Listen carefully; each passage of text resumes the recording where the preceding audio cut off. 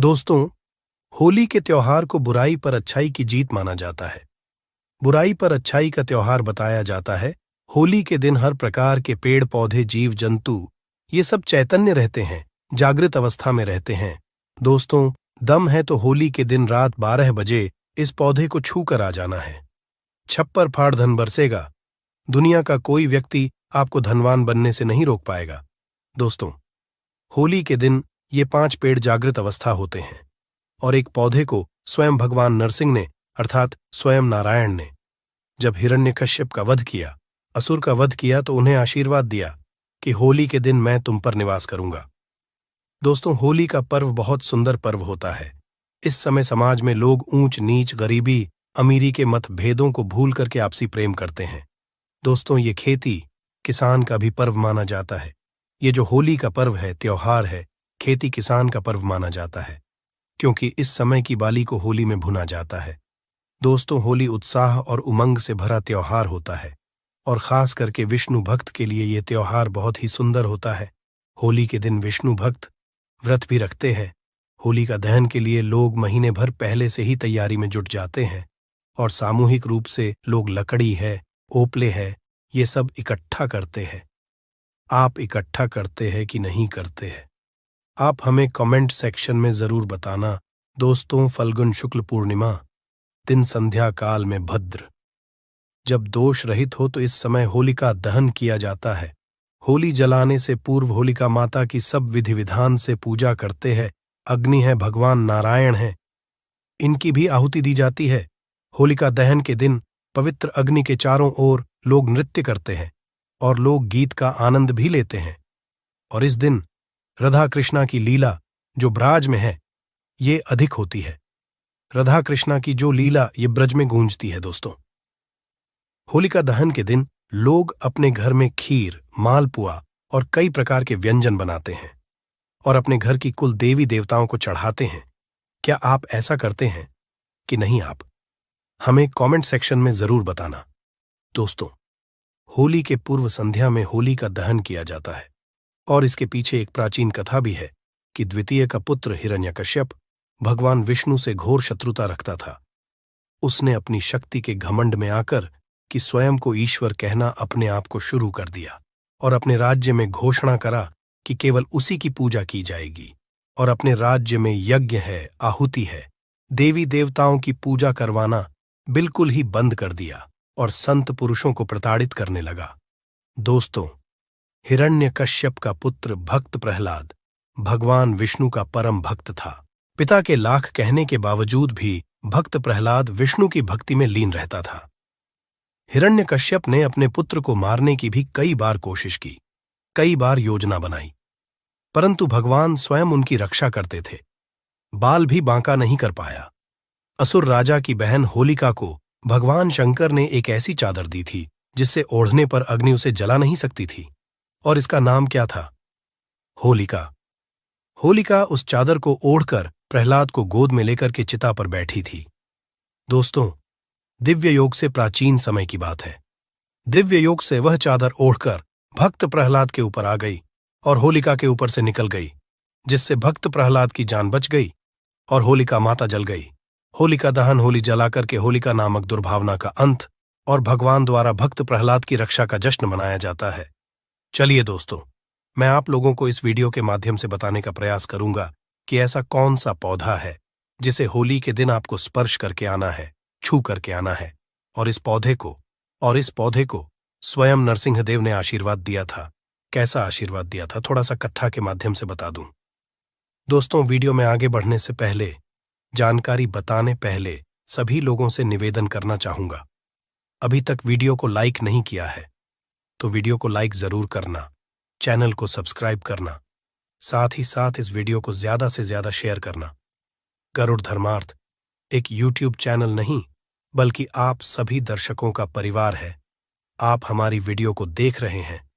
आप हमारे व्यूअर्स नहीं बल्कि आप हमारे परिवार का हिस्सा हैं। आप हमारे परिवार के लोग हैं। जो भी मन में डाउट है, जो भी समस्या है, जो भी प्रॉब्लम है, बॉक्स में बिल्कुल ही पूछिए।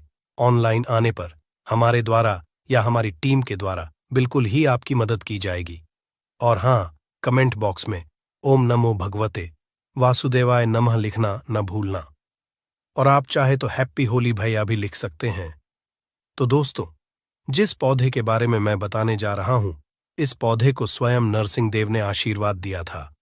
जब भगवान नरसिंह हिरण्यकश्यप को मार दिया, तो देखिए, असुर रूपी हिरण्यकश्यप को मारने के पश्चात, क्योंकि भगवान ने नाखून के माध्यम से हिरण्यकश्यप को नरसिंह देव ने मारा था, और भगवान नरसिंह जी के नाखून में हिरण्यकश्यप को मारने के पश्चात असुर रूपी रक्त उनके हाथ में बहुत ही खुजली करने लगा।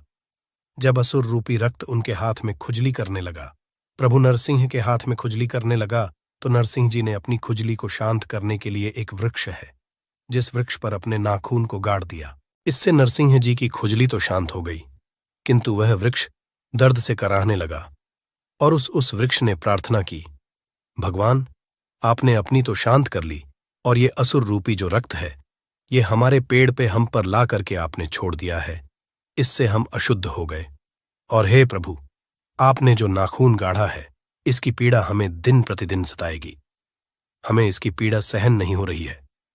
प्रभु, आप हमें इस पीड़े से मुक्ति दिलाइए।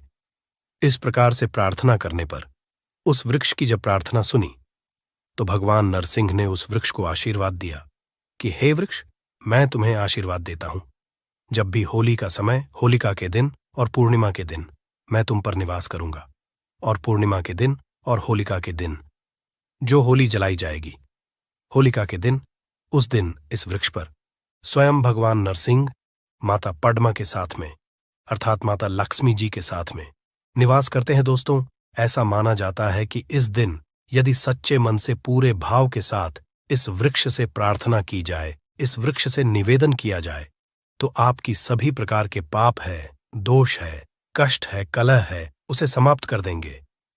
किंतु इस वृक्ष को छूने से पहले कुछ नियम है। इन नियमों का पालन करना जरूरी है, और आपको इसका 100% लाभ भी मिलेगा। दोस्तों, इस वृक्ष को छूने से पहले आपको अपने घर से एक नारियल लेकर जाना है और 5 बताशे लेकर के जाना है। करना क्या है, आपको 5 बताशे लेने हैं और एक नारियल लेना है और एक लाल रंग का कपड़ा लेना है। लाल रंग का कपड़ा ना मिल पाने पर आप जो है चुनरी भी ले सकते हैं। दोस्तों, एक नारियल को इस वृक्ष को भेंट करना है, और 5 आपने जो बताशे रखे हैं उसे धोने में, या फिर आप जो है जो पत्ते हैं आप उसमें डाल सकते हैं। एक पत्ते बना लीजिए और इस वृक्ष के नीचे रख दीजिए 5 बताशे को, और आपको एक नारियल को भेंट करना है। आप चाहे तो 5 अगरबत्ती भी जला करके वहां पे रख सकते हैं, और इस वृक्ष से प्रार्थना करना है कि हे वृक्षराज, आप हमारी गरीबी है, आप हमारी समस्या है, आप हमारी निर्धनता है, इसे दूर करें, क्योंकि आज आपके ऊपर माता लक्ष्मी तथा भगवान नारायण रूपी जो नरसिंह है, ये निवास करते हैं। मैं आप दोनों दिव्य शक्ति से निवेदन करता हूं, आप पर जो देवी शक्ति है, प्रार्थना करता हूं कि कृपया आप जो है पूर्ण रूप से हमारी गरीबी को, हमारी समस्या को, हमारी परेशानी को, जीवन में चल रही तकलीफ है, उसे आप दूर करें। इस प्रकार से आपको निवेदन करना है, और करना क्या है कि इसके एक फल को लाल कपड़े में आपको बांध करके ले आना है। एक फल को लाल कपड़े में बांध करके ले आना है, और जब आप इसके एक फल को लाल कपड़े में बांध करके लाए, तो उस समय इतना ध्यान रखना है कि पीछे मुड़कर के आपको नहीं देखना है। साथ ही साथ जब इस वृक्ष को एक नारियल भेंट करें, 5 आप जो है बतासे भेंट करें, तो उस समय इस बात का ध्यान रखना कि भेंट करने के पश्चात तत्काल इस वृक्ष को नहीं छूना है, इस वृक्ष को प्रणाम करना है, इस वृक्ष में निवास करने वाले देवी शक्ति को प्रणाम करना है। इसके पश्चात बोलना है कि हे वृक्ष, मैं आपको छूने जा रहा हूं, कृपया मेरे अंदर में जितनी भी अलक्ष्मी है उसे आप खींच लीजिए, एवं आप मुझे लक्ष्मी प्रदान करें। मेरे अंदर के जितने भी अवगुण हैं आप उसे खींच लीजिए, और आप मुझे सगुण प्रदान करें। मेरे अंदर के जितने पाप हैं सबको खींच, और आप मुझे पुण्य प्रदान करें, क्योंकि इसे भगवान नरसिंह देव का आशीर्वाद प्राप्त है कि कोई भी व्यक्ति इस वृक्ष को छुएगा, उनके सारे पाप होली के दिन स्वयं ये वृक्ष खींच लेगा और उसे पुण्य आत्मा बना देगा। तो इस वृक्ष से इस प्रकार से आपको प्रार्थना करना है, फिर इस वृक्ष को छूना है। दोस्तों, इस वृक्ष का नाम है गुल्लर। जी हाँ दोस्तों, गुल्लर वृक्ष के बारे में मैं आप लोगों को कई बार जानकारी बता चुका हूँ। गुल्लर वृक्ष एक ऐसा वृक्ष है जिसे साक्षात नारायण रूपी नरसिंह देव का आशीर्वाद प्राप्त है। भगवान नरसिंह देव ने इसे आशीर्वाद दिया है। दोस्तों, ऐसा माना जाता है कि होली के दिन यदि गुल्लर के वृक्ष को स्पर्श करके आया जाए, छू करके आया जाए, निवेदन किया जाए, तो आपके अंदर के अवगुण समाप्त हो जाते हैं। आपके अंदर में जो लक्ष्मी बैठी हो, तो लक्ष्मी बैठी हो, वह भाग जाती है। आपके अंदर में जो पाप है, वह दूर हो जाते हैं। आपने कैसा भी पाप किया हो, वह पाप नष्ट हो जाते हैं। इस वृक्ष को छूना है और इससे आपको प्रार्थना करना है दोस्तों। इसी के साथ इस वृक्ष के एक फल को आपको लाल कपड़े में बांध करके ले आना है। और कितने बजे लाना है? आपको रात्रिकालीन 12 बजे के आसपास में ही जाना है और एक फल ले आना है। और इस फल को बिना घर में किसी को बताए आपको धन पेटी में रख देना है। जहां पे आप पैसे रखते हैं, गलने वाला स्थान है, वहां पे रख देना है। दोस्तों, आपकी दिन दुगनी रात चौगुनी तरक्की होगी। दोस्तों, छप्पर फाड़ करके धन बरसेगा आपके घर में। किंतु जब भी आप उपाय करें, गुप्त रखना है। इसके बारे में किसी को नहीं बताना है। देखिए, कोई भी उपाय करते हैं, वह तभी फलकारी होता है जब किसी को ना बताए। यहां तक कि आपको अपनी पत्नी को भी नहीं बताना है। यहां तक कि अपने बच्चे को नहीं बताना है। टोने टोटके की दुनिया में विश्वास होना जरूरी है और सबसे ज्यादा आपको गुप्त रखना जरूरी है। जो व्यक्ति जितना ज्यादा उपाय करता है, गुप्त रखता है, उसे उतना ही ज्यादा लाभ मिलता है। और खास करके इसमें विश्वास होना जरूरी है। विश्वास है तो पत्थर में भगवान देख सकते हैं। विश्वास नहीं तो आपके सामने में भगवान खड़े हैं, वो भी पत्थर तुल्य होते हैं। तो दोस्तों, ये उपाय जरूर करिए। आपके जीवन में परिवर्तन आएगा। आपकी सभी प्रकार की मनोकामना पूर्ण होगी। दोस्तों, आइए इस वीडियो में जानते हैं कि होली की राख के कौन कौन से प्रयोग किए जाते हैं। मैं आप लोगों को बताना चाहूंगा। होली की राख का प्रयोग बताने के पश्चात यकीन मानिए, आप भी होली की राख को रखना शुरू कर देंगे। और ये फिर कोई साधारण राख नहीं है। ऐसा माना जाता है, होलिका माता को ब्रह्मदेव का आशीर्वाद प्राप्त था। होली चाहे तो किसी को भी भस्म कर सकती थी। यदि आप चाहें कि राख को अपने घर में रखते हैं, तो ये बड़ी से बड़ी आपके घर में किसी भी प्रकार की नकारात्मक शक्ति हो, उसे भस्म करने का काम करेगी। चलिए, इस समय आप लोगों को 10 गुप्त एवं चमत्कारिक प्रयोग बता दूं। इससे पहले आप सभी लोगों से निवेदन करना चाहूंगा, वीडियो पसंद आएगी तो वीडियो को लाइक जरूर करना और इस वीडियो को अपने फायदे के लिए पूरा जरूर देखना। क्योंकि दोस्तों, अधूरा ज्ञान हमेशा खतरनाक साबित होता है। मन में कोई डाउट है, कोई क्वेश्चन है, कमेंट बॉक्स में बिल्कुल ही पूछे, आपकी मदद की जाएगी। गरुड़ धर्मार्थ एक यूट्यूब चैनल नहीं बल्कि आप सभी दर्शकों का परिवार है।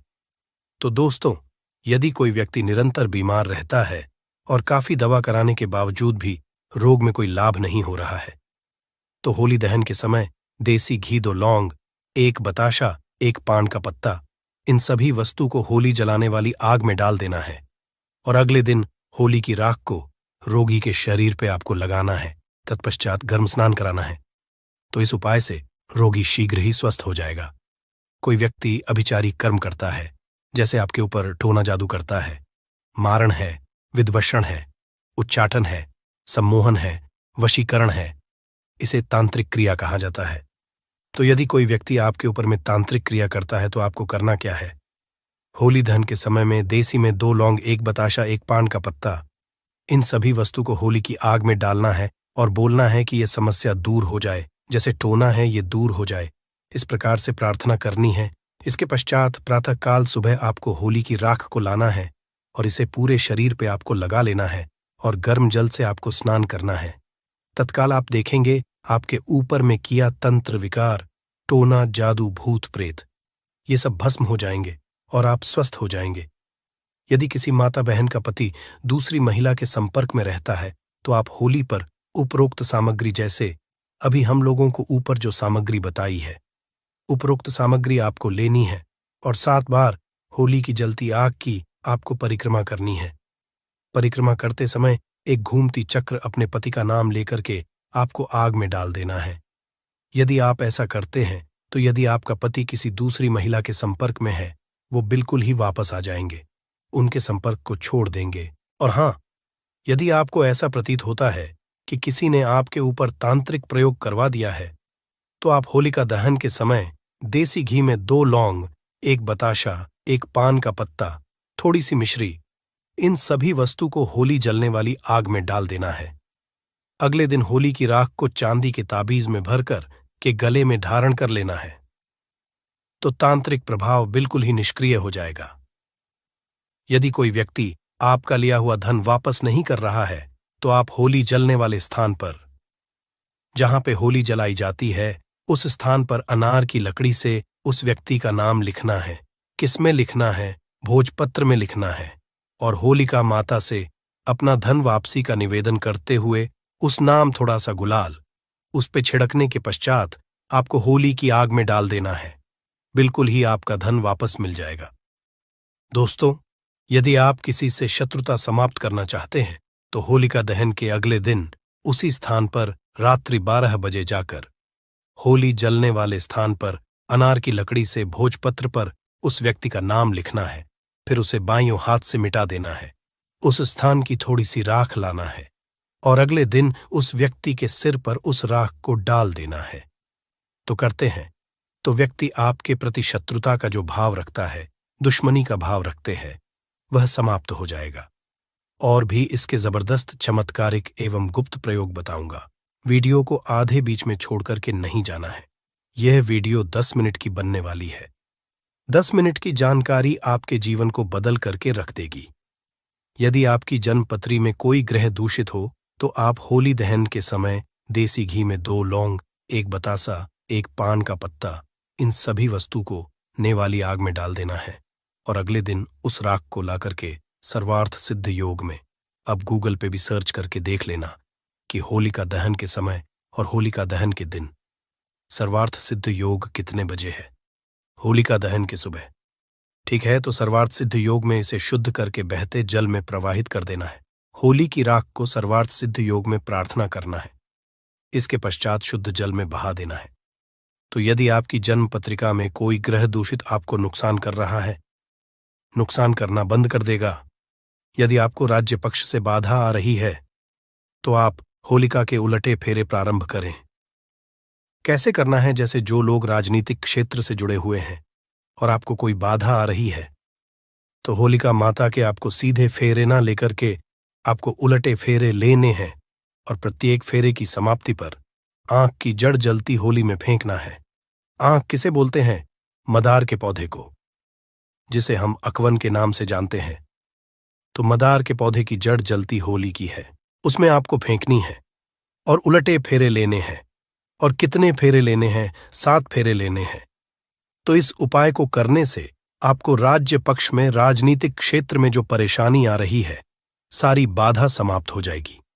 दोस्तों, वास्तु दोष से मुक्ति पाने के लिए होली दहन के अगले दिन आप सर्वप्रथम अपने इष्ट देव को गुलाल अर्पित करें। अपने निवास के ईशान कोण पर पूजन करके गुलाल चढ़ाए और आपको प्रार्थना करनी है।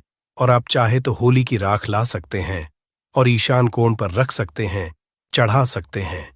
तो यह उपाय करने से आपके घर के सारे वास्तु दोष समाप्त हो जाएंगे।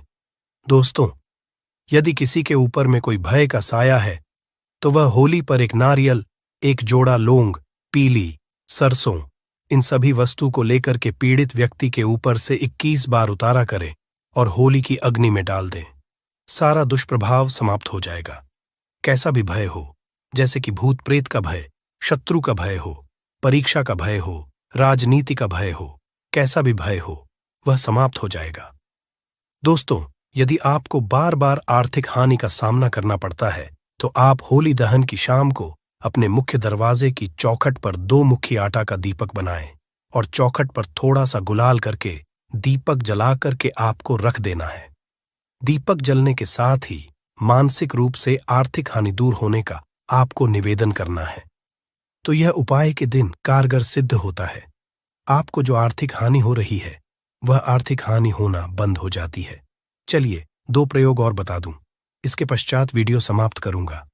दोस्तों, किसी बालक अथवा बड़े को शीघ्र ही नजर लगती है, तो होली दहन के समय देसी घी में 2 लौंग, 1 बताशा, 1 पान का पत्ता इन सभी वस्तु को होली जलने वाली आग में डाल देना है और अगले दिन होली माता को प्रार्थना करने के पश्चात होली की राख लाना है और इसे तांबे या चांदी की ताबीज भर करके गले में धारण कर लेना है। धारण करते ही नजर दोष लगना बंद हो जाएगा। कोई कितना भी बड़ा तांत्रिक आपको नजर क्यों न लगा ले, वह नजर नहीं लगेगी। और एक अंतिम उपाय बताना चाहूंगा। होली की राख का दोस्तों, ऐसा माना जाता है होली की राख को लाल कपड़े में बांध करके, होली की थोड़ी सी राख को लाल कपड़े में बांध करके यदि आप अपने धन स्थान पर रखते हैं तो ऐसा माना जाता है ये धन की जावक को रोकता है, अर्थात आपके अत्यधिक खर्च को रोकता, और ये धन की आवक को बढ़ाता है, अर्थात ये सभी ओर से धन को आकर्षित करता है, धन को खींचने का काम करता है, ऐसा भी माना जाता है। नित्य होली की थोड़ी सी राख खाने से हमें अन्य प्रकार की जो व्याधि होती है, जैसे कि कोई रोग है, भयंकर रोग जो ठीक नहीं हो पा रहे हैं, ऐसे रोग भी ठीक होते हैं। और होली की राख का नित्य तिलक लगाने से यदि कार्य सभा में जाना हो या फिर आप जिस क्षेत्र में जा रहे हैं, आप चाहते हैं कि उस कार्य में आपको सफलता मिले, तो होली की राख का लगा करके जाइए। होली की राख और सफेद चंदन दोनों को मिला लीजिए और तिलक लगा करके जाइए। उस क्षेत्र में आपको सफलता जरूर मिलेगी। यदि आप चाहते हैं कि लोग आपकी को माने, लोग आपके अनुरूप चले, आपके वशीभूत हो जाए, तो होली की राख का तिलक लगा करके जाइए। लोग आपकी बात मानेंगे, आपके वशीभूत हो जाएंगे। तो आशा करता हूं कि होली की राख के जो 10 एवं जो गुप्त और भी इसके अनेक प्रयोग बताया हूं, वह प्रयोग आपके जीवन में कल्याणकारी साबित एवं मंगलमय साबित जरूर होंगे। किंतु क्या आप जानते हैं, होली पर ये 3 चीजें कभी नहीं चढ़ाना चाहिए। इससे उल्टा आप बरपश्चात हो सकते हैं। वीडियो का अंत तक जरूर देखना दोस्तों। आगे बढ़ने से पहले कमेंट बॉक्स में जरूर लिखे जय माता दी और हमारे चैनल गुरुड़ धर्मार्थ को सब्सक्राइब करके इस बेल आइकॉन को जरूर दबाएगा। दोस्तों, शास्त्रों के अनुसार माना जाता है कि होली का दहन पर होली की अग्नि में टूटा हुआ गन्ना नहीं अर्पित करना चाहिए, ना ही खराब गन्ना अर्पित करना चाहिए। इससे उल्टा आप पर होली मैया का श्राप लग सकता है। टूटा हुआ गन्ना पूजा पाठ में प्रयोग नहीं किया जाता। इससे होली माता जाते जाते आपको श्राप दे सकती है। घर में भयंकर गरीबी का वास हो सकता है। शास्त्रों में माना जाता है कि जब होली का दहन होता है तब होली की अग्नि में पवित्र चीजों को ही डालना चाहिए, अर्पित करना चाहिए। जब आप अग्नि में गन्ना डालें तो गन्ने के ऊपर हरे भरे पत्ते जरूर होना चाहिए, क्योंकि पूजा पाठ में अधूरी चीजें प्रयोग नहीं की जाती। अधूरी चीजें प्रयोग करने से अधूरा ही फल प्राप्त होगा। इसीलिए गन्ना साबुत होना चाहिए, टूटा हुआ बिल्कुल भी ना हो दोस्तों। सदैव याद रखें दहन से ठीक पहले गन्ना घर में अवश्य लेकर रख लें, और गन्नों की संख्या 2 या 5 या फिर 7 संख्या होना चाहिए। दोस्तों, होली की पवित्र अग्नि में पानी वाला नारियल नहीं चढ़ाना चाहिए। इससे आप पाप के भागीदार बन सकते हैं। सदैव सूखा नारियल होली की अग्नि में अर्पित करना चाहिए। पानी वाला नारियल अग्नि के अंदर भूलकर भी ना डालें। होलिका दहन में सूखा नारियल ही डालना चाहिए। जो हम आपको दिखा रहे हैं, इस नारियल को अग्नि में डालने से पहले इस पर पूरे परिवार का हाथ लगा ले। इससे होली माता जाते जाते आपको धन से माला माल तथा आपकी गरीबी को साथ ले जाएंगी। पानी वाला नारियल आप पूजा के दौरान फोड़ सकते हैं, किंतु अग्नि में कभी मत डालना दोस्तों। सूखा नारियल अग्नि में डालने से होली माता आपकी सभी परेशानी को अपने साथ ले जाती है और अग्निदेव भी प्रसन्न हो जाती है। माना जाता है कि होली माता को घर का भोग अति प्रिय है। यदि आपने अपने घर में जो भी बनाया है वो होली माता को अवश्य अर्पित करें, किंतु याद गुजिया चढ़ाते समय देख ले कि गुजियों की संख्या 3 नहीं होनी चाहिए। या तो 2 चढ़ा लें या फिर 5, 7, 11 और 21 चढ़ा सकते हैं, किंतु गुज्जियों की संख्या 3 नहीं होनी चाहिए। ऐसे में 1 की संख्या में गुजिया भी नहीं चढ़ाना चाहिए। होलिका दहन में आप बर्फी का भोग लगा सकते हैं और जल अवश्य अर्पित करें। होलिका दहन में गाय के गोबर से बने उपले या यूं कहे तो बलकुड़ियां अवश्य चढ़ाना चाहिए दोस्तों। होली की अग्नि में आप हरा चना, गेहूं की कोई भी नई फसल अवश्य अर्पित करें। इससे आपके घर में अन्न धन की कमी कभी नहीं होगी। जब आप माता को बालियां अर्पित करें तो देख ले टूटी हुई बालियां ना हो, सूखे हुए पत्ते ना हो, एकदम बालियां। हरी भरी होनी चाहिए होलिका। दहन की अग्नि में सूखी बालियां चढ़ाने से पाप लगता है दोस्तों। शास्त्रों के अनुसार माना जाता है कि यदि आपको मासिक धर्म आ जाए तो ऐसे में आप होलिका दहन की पूजा किसी और से करवा सकते हैं। आपका वैसे ही पालन करें जैसे आप करते आए हैं, किंतु मासिक धर्म के दौरान होलिका दहन के पास नहीं जाना चाहिए। आप दूर से होलिका दहन देख सकते हैं और आप किसी और से पूजा पाठ करवा सकते हैं। इससे भी आपको फल की प्राप्ति अवश्य होगी। दोस्तों, होली की अग्नि में चावल के बने पापड़ तथा कच्चे चावल अवश्य अर्पित करने चाहिए। होलिका दहन में चावल अर्पित करने से धन की प्राप्ति होती है। इससे आपके घर में जितनी भी गरीबी होगी सब नष्ट हो जाएगी। पुराणों के अनुसार भगवान विष्णु ने भगवान श्री हरि ने कहा था, जो व्यक्ति होलिका दहन में चावल अर्पित करेगा मैं उसका घर धन धान्य से भर दूंगा। उसके घर में सदैव लक्ष्मी का वास होगा। उसकी गरीबी जड़ से समाप्त हो जाएगी। दोस्तों, कचहरी पापड़ आदि होलिका दहन में अवश्य अर्पित करना चाहिए। इसे होलिका दहन से पहले झूठा नहीं करना चाहिए। जो आपने कचहरी पापड़ आदि बनाए हैं वो होलिका दहन की अग्नि में अवश्य अर्पित करना चाहिए। इससे आपके घर में धन की कोई भी कमी नहीं होगी। दोस्तों, माना जाता है कि होलिका दहन से पहले होली की अग्नि में बगैर अर्पित किए गुजिया नहीं खाना चाहिए। जब आप माता को भोग लगा दें तभी ही इसका सेवन कर सकते हैं और सभी परिवारों में गुजिया एक दूसरे को अवश्य खिलाना चाहिए।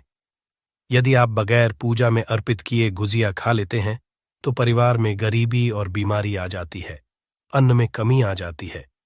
और जो लोग पूजा पाठ करने के पश्चात माता को गुजिया अर्पित करते हैं तो इससे आपसी प्यार मजबूत होता है। माता को भोग लगाने से पहले गुजिया झूठी ना करें। जब आप पूजा वगैरह कर लें तब उसके पश्चात आप गुजिया खा सकते हैं। सदैव याद रखें, को गुजिया का भोग लगाने के पश्चात कन्याओं को गुजिया अवश्य खिलाना चाहिए और दक्षिणा भी देना चाहिए। इससे नव दुर्गा तथा माता रानी का आशीर्वाद प्राप्त होता है।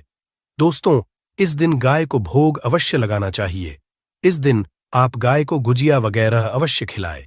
गाय को मीठा भोग खिलाने से कई जन्मों जन्मों तक पीढ़ी दर पीढ़ी राज करती है। इससे सभी देवी देवताओं को भोग लग जाता है। इस दिन आप कुछ करें या ना करें, गाय माता को गुजिया का भोग अवश्य लगा दे। इससे होली मैया का आशीर्वाद सदैव आप पर बना रहेगा। दोस्तों, चाहे कुछ भी हो जाए, होली का दहन के पश्चात उसके अगले दिन होली की राख आपको घर में जरूर लेकर आना है और पूरे परिवार के मस्तक पर इसको लगाना है। इस राख को आप काले कपड़े में बांधकर घर में संभाल कर रखे और छोटे बच्चों के मस्तक पर इसे तब लगाए जब उन्हें नजर दोष लग जाए। इससे नजर आपके बच्चे के आसपास भी नहीं भटकेगी। होली का दहन की राख को आप काले कपड़े में बांधकर दुकान के गल्ले में या फिर लॉकर में रख सकते हैं। इससे धन में बढ़ोतरी होती है। इससे आपके धन को किसी की बुरी नजर नहीं लगती। होली की राख से आप काफी कुछ कर सकते हैं, जिससे आपके घर में धन दौलत सुख समृद्धि की प्राप्ति तथा नकारात्मक ऊर्जा नष्ट की जा सकती है। माना जाता है कि होली के दिन सफेद चीज कभी किसी से नहीं लेना चाहिए। इस दिन टोने टोटके प्रभावशाली माने गए हैं। इस दिन सबसे ज्यादा टोने टोटके किए जाते हैं। सफेद चीज में आपके ऊपर कोई काला जादू कर सकता है। होली के दिन आप सफेद चीज भूलकर भी किसी से मत लेना। दोस्तों, अजय देवगन की जो मूवी अभी आई है शैतान, उस मूवी में ये दिखाया गया है कि कभी किसी से, किसी भी गैर इंसान से कोई भी चीज मांग कर नहीं खाना चाहिए या उसका दिया नहीं लेना चाहिए, नहीं तो वह आपको अपने वश में कर लेगा और आपको कंगाल बना देगा, आपका पूरा घर नष्ट कर देगा और आपको अपने इशारे पर नचाएगा। इसीलिए होली के दिन किसी से, किसी अनजान व्यक्ति से कोई भी सफेद चीज मांगकर मत खाना, नहीं तो आपको वह वश में कर लेगा। क्योंकि इस दिन ब्रह्मांड में आसुरी शक्तियों का वास बड़ी तेज होता है। इसीलिए उसे नष्ट के लिए होलिका दहन मनाई जाती है, ताकि बुराई की हार पर अच्छाई की जीत हो। दोस्तों, वेद पुराण के अनुसार माना जाता है कि होली खुशियों की सौगात लेकर आती है, प्यार का प्रतीक मानी गई है। होली ऐसे में इस दिन मांस मदिरा का सेवन नहीं करना चाहिए। जो व्यक्ति होली पर मदिरा का सेवन करता है तथा मांस का सेवन करता है तो उसकी अगली योनि कुत्ते को प्राप्त हो जाती है। सांपों के गर्भ से दिए अंडे में उसका जन्म होता है।